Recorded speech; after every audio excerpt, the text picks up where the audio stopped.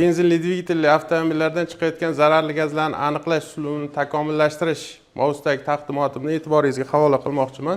Tadqiqotimizning asosiy maqsad o'sha maxsus sinov uskunalaridan foydalanmagan holda oddiy kompyuter va tuzilgan matematik model va ishlab chiqarilgan programma orqali quyidagi gaz analizator yoki bo'lmasa boshqa qo'shimcha qurilmalardan foydalangan holda faqat avtomobil elektron boshqaruv blok ma'lumotlaridan foydalanib avtomobilni har kilometrda bosib o'tgan zararli gazlar miqdorini aniqlashni o'z taqdimotimizda sizga tavsiya qilmoqchimiz. Ya'ni bu yerda birlamchi sinovda aniqlaganmizki, ya'ni uglerod 2 oksid, ya'ni karbonat angidrid oksidini har xil o'zgarmas tezliklarda va salt ishlash rejimlarida aniqlash yo'lga qo'yganmiz.